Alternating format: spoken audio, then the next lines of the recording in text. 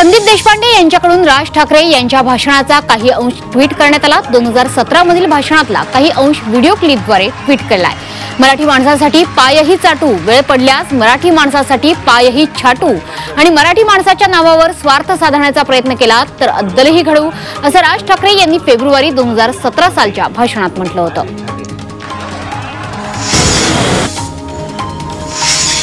महाराष्ट्रात हिंदी सक्ती चालणार नाही आणि पंजाबी सक्ती तर मुळीच खपवून घेतली जाणार नाही, अशी भूमिका मनसेने मांडली आहे। भांडूपच्या गुरु नानक विद्यालयामध्ये विद्यार्थ्यांना पंजाबी भाषेची पुस्तकं दिली जात होती। मनसेच्या कार्यकर्त्यांनी शाळेत धडक मारत शाळा प्रशासनाला जाब विचारला। अखेर शाळा प्रशासनाकडून वाटण्यात आलेली पंजाबी पुस्तकं परत घेण्याचं आश्वासन देण्यात आलंय।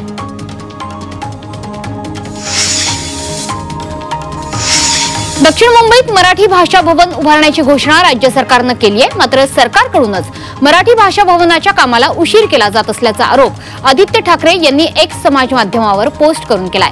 गिरगाव चौपाटी इथे मराठीला विरोध कुणाचा आहे? बिल्डरला जागा देण्याचा प्रयत्न आहे का, असा सवाल आदित्य ठाकरे यांनी पोस्टद्वारे विचारलाय।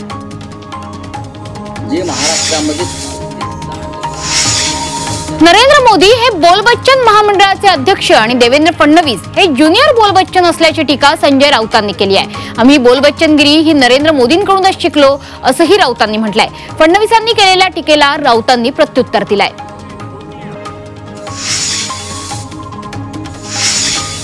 आपला देश हा शांतताप्रिय देश आहे।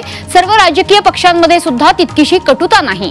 सत्तेत शांतिप्रिय पक्ष आहे, त्यामुळे आपल्याला कोणी मारेल असा विचार करण्याची गरज नाही, अशी प्रतिक्रिया अमृता फडणवीसांनी दिली आहे। उद्धव ठाकरे यांच्या कमॉन किल मी या वक्तव्यावर अमृता फडणवीसांनी नाव न घेता हा टोला लगावलाय।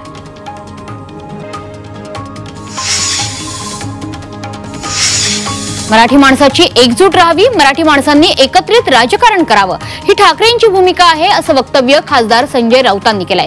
इतकंच नाही तर राज्यात दोनच समविचारी पक्ष आहेत, दोनच समविचारी नेते आहेत, एक उद्धव ठाकरे आणि दुसरे राज ठाकरे, असंही राऊतांनी म्हटलंय। यामुळे उद्धव राज यांच्यातल्या संमतावरून भूमिका ठरतील, असं वक्तव्य युतीबाबत राऊतांनी केलंय।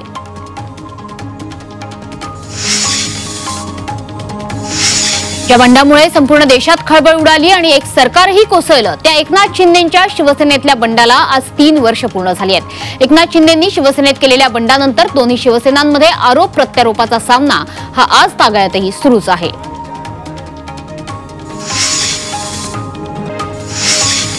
एकनाथ शिंदे यांच्या बंडावर समाधानी असून महाराष्ट्रातील सर्व घटकांची प्रगती झाल्याची प्रतिक्रिया शहाजी बापू पाटील यांनी दिली आहे। एकनाथ शिंदे यांनी केलेल्या बंडाला 3 वर्ष झाले, त्यावर शहाजी बापू पाटील यांनी प्रतिक्रिया नोंदवली आहे।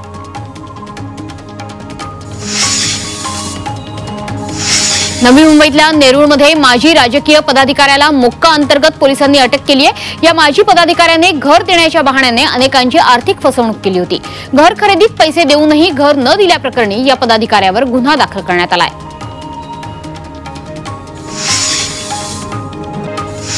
निवडणुकीचा फुटेज आता 45 दिवसात नष्ट केलं जाणार आहे। मतदान प्रक्रियेशी संबंधित व्हिडिओ, बूथवरील सीसीटीव्ही फुटेज, संग्रहित फोटो हे निवडणुकीनंतर 45 दिवसात नष्ट करा, असे आदेश राज्याच्या निवडणूक अधिकाऱ्यांना केंद्रीय निवडणूक आयोगाने दिलेत। लोकसभेनंतर अचानक वाढलेली मतदार संख्या संशयाच्या भोवऱ्यात सापडली आहे। त्यात या नवीन सूचनेमुळे विरोधकांनी निवडणूक आयोगावर टीका केली आहे। निवडणूक आयोगाच्या या निर्णयावर आमदार रोहित पवारांनीही टीका केली आहे। निवडणूक आयोगाला पारदर्शकतेचा तिटकारा आहे का?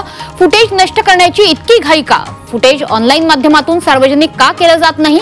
निवडणूक आयोगाला नेमकी कशाची भीती वाटते, असे सवाल त्यांनी उपस्थित केलेत।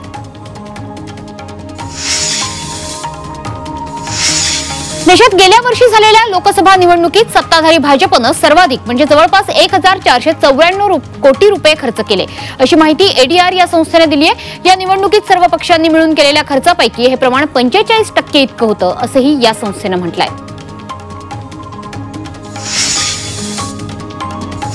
जगभरात आज 11वा आंतरराष्ट्रीय योग दिवस साजरा होतोय। योग दिवसाच्या निमित्ताने माजी राज्यसभा खासदार सुभाष चंद्रा यांनी जनतेला नियमित योग करण्याचं आवाहन केलंय।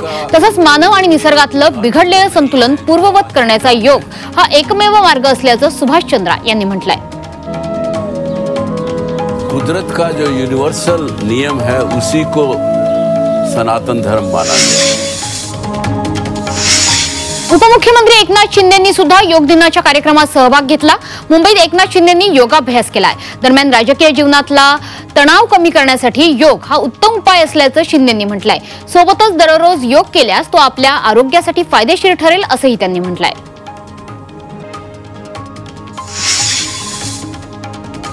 नवी मुंबईत जागतिक योग दिनानिमित्त महापालिका, सिडको आणि आर्ट ऑफ लिव्हिंग यांच्याकडून योग कार्यक्रमाचं आयोजन करण्यात आलं।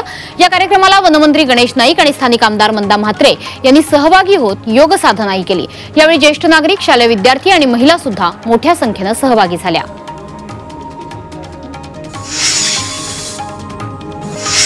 भिवंडी महापालिकेनं आंतरराष्ट्रीय योग दिनाचं आयोजन केलं। यावेळी योग गुरूंचं मार्गदर्शन तसंच प्राणायाम आणि ध्यान याच्या प्रशिक्षणाचं सुद्धा आयोजन करण्यात आलं। या कार्यक्रमाला महापालिकेचे आयुक्त, उपायुक्त, सर्व अधिकारी आणि कर्मचारी उपस्थित होते। भिवंडीत आंतरराष्ट्रीय योग दिनाच्या निमित्तानं भाजपकडून योग दिन साजरा करण्यात आला। या कार्यक्रमात माजी केंद्रीय राज्यमंत्री कपिल पाटील यांची उपस्थिती होती। या शिबिरात मोठ्या संख्येनं भिवंडीवासियांनी सहभाग घेतला।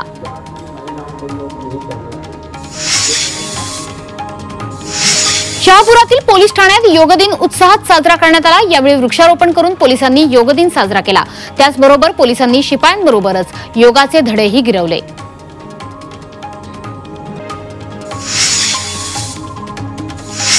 गावखेड्यात एकाच वर्गात अनेक वर्ग भरवल्याचं चित्र आपण अनेकदा बघितलं। मात्र एकाच हॉलमध्ये 1ली ते 8वी अशी शाळा भरवली जाते, ती सुद्धा मुंबईतल्या मानखुर्दमधल्या महाराष्ट्र नगर इथल्या बीएमसीच्या शाळेत। शिक्षणाचा हा खेळखंडोबा सुरू असताना या गोंधळात विद्यार्थ्यांचं लक्ष नेमक्या कोणत्या वर्गाला शिकवणाऱ्या शिक्षकाकडे आहे याचा सध्या मेळच लागत नाहीये।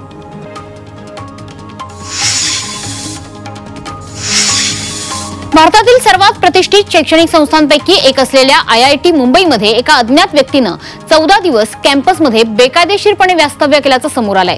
कर्नाटकमधल्या मंगळुरू इथला 22 वर्षाचा संशयित तरुण बिलाल अहमद फयाज अहमद तेली याला 17 जूनला कॅम्पस सुरक्षा दलानं अटक केली आणि त्यानंतर पवई पोलिसांकडे सुपूर्द केलं। सुरक्षेला टाळून हा तरुण संस्थेच्या कॅम्पसमध्ये कसा घुसला आणि रात्री तो कुठे राहिला हे शोधण्यासाठी आता तपास सुरू आहे।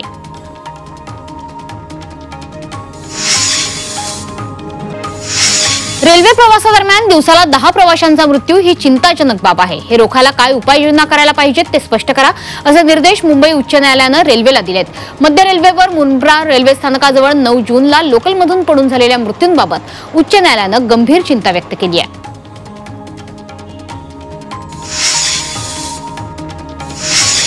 पालघरमध्ये ओव्हरहेड वायर तुटल्याने रेल्वे सेवा ठप्प झाली होती, त्यामुळे प्रवाशांना प्रचंड त्रास सहन करावा लागला। यावेळी पालघरचे खासदार हेमंत सावरा यांनी पालघर रेल्वे स्टेशनवर पाहणी केली, त्याचबरोबर नागरिकांच्या अडचणींना सुद्धा जाणून घेतलं।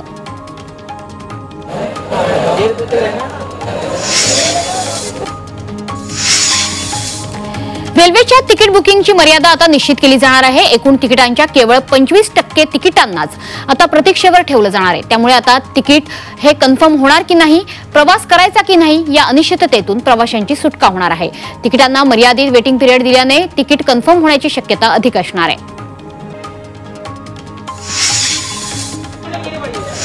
बदलापूर रेल्वे स्टेशनमध्ये भल्या पहाटे रेल्वे रोको करण्यात आला। 5:25 CSMTला जाणारी लोकल उशिरा येत असल्यानं नागरिकांनी संताप व्यक्त केला।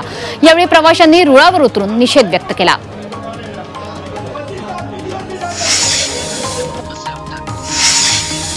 कल्याण शिळफाटा रोडवरच्या पलावा जंक्शन इथे रेल्वे उड्डाण पुलावरच्या 2 नव्या लेन या मार्चपासून सुरू करण्याचं आश्वासन आमदार राजेश मोरे यांनी दिलं। मात्र कामाची गती संथ असल्यानं या पुलाचं उद्घाटन मे अखेरीस होणार असल्याचं सांगण्यात येत आहे, त्यामुळे नागरिकांनी तीव्र नाराजी व्यक्त केली आहे।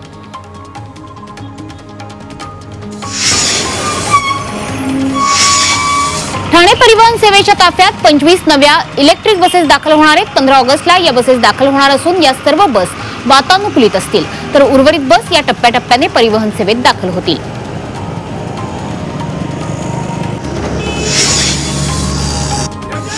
नालासोपारा एसटी आगारात 5 नवीन बस दाखल झाल्यात। आमदार राजन नाईक यांच्या हस्ते बसचं लोकार्पण करण्यात आलं। प्रवाशांना अधिक चांगल्या सुविधा देण्याचा प्रयत्न आपण करणार असल्याचं आश्वासन यावेळी आमदार नाईक यांनी दिलंय।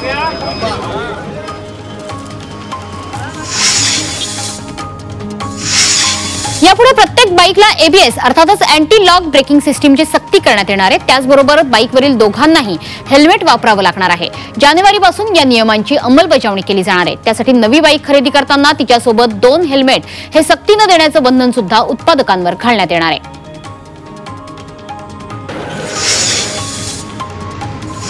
बदलापूरच्या कात्रज पुलावर नगरपालिकेने दुभाजक लावलेत। पुलावर दुभाजक नसल्यानं अपघाताची भीती व्यक्त केली जात होती।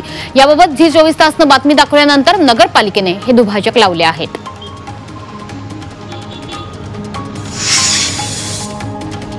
कल्याणमधील शहाडच्या उड्डाणपुलावर मोठ्या प्रमाणावर खड्डे पडलेत। त्यामुळे या उड्डाणपुलावर सतत वाहतूक कोंडी निर्माण होते। त्यासाठी भाजप आमदार कुमार आयलानी यांनी वाहतूक कोंडीतून दुचाकीवरून जाऊन प्रत्यक्ष पाहणी केली आहे।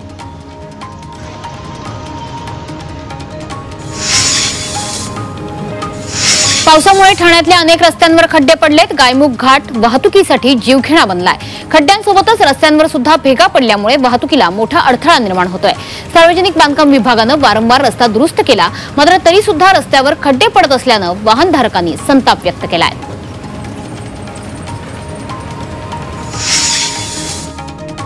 शेतकरी कर्जमाफीचा निर्णय योग्य वेळी घेऊ असं आश्वासन मुख्यमंत्री देवेंद्र फडणवीस यांनी दिलंय। सोबतच जनतेला दिलेला एकही शब्द आपण फिरवणार नसल्याची ग्वाही त्यांनी दिली आहे। पुण्यात वारकऱ्यांसोबत भक्तियोग केल्यानंतर पत्रकारांशी बोलताना त्यांनी ही प्रतिक्रिया दिली आहे।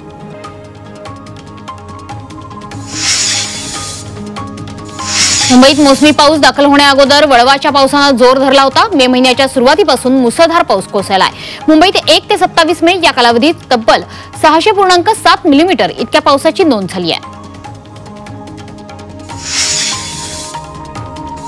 नवी मुंबईत सिडको कर्मचारी संघटनेच्या अध्यक्षाला 1.5 लाखांची लाच घेताना रंगेहात पकडण्यात आलाय।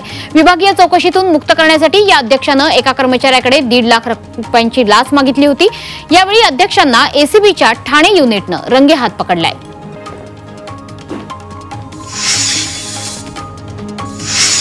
शाहरुख खानच्या वांद्रे बँडस्टँड इथल्या मन्नत बंगल्याची बीएमसी आणि वन विभागाकडून तपासणी करण्यात आली आहे। बंगल्याच्या नूतनीकरणादरम्यान सीआरझेडच्या कायद्याचं उल्लंघन झाल्याची तक्रार करण्यात आली होती। त्यानुसार बीएमसी आणि वन विभागाच्या अधिकाऱ्यांनी बंगल्याची पाहणी केली। या दरम्यान शाहरुखला सर्व परवानग्यांची कागदपत्र सादर करण्यास सांगितलंय।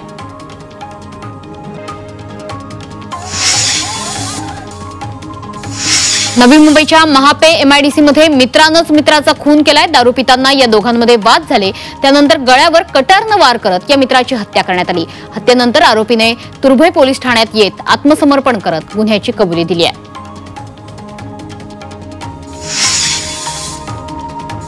मराठी चित्रपट आणि मालिकांमधून विविधांगी भूमिका साकारणारा अभिनेता आणि लेखक तुषार घाडीगावकर यानं आत्महत्या केल्याची माहिती समोर आली आहे। मानसिक तणावातून तुषारनं हे टोकाचं पाऊल उचलल्याची माहिती मिळते। तुषारच्या निधनानं त्यांच्या कुटुंबासह मित्रपरिवारालाही मोठा धक्का बसलाय। मुंबईत 22 जून ते 28 जून दरम्यान अंधेरी पूर्वमधल्या काही भागांमध्ये कमी दाबानं पाणी पुरवठा होणार आहे। मेट्रो 7A च्या प्रकल्पाच्या कामांमुळे हा निर्णय घेण्यात आला। त्यामुळे नागरिकांनी पाणी जपून वापरण्याचं आवाहन महापालिकेनं केलंय।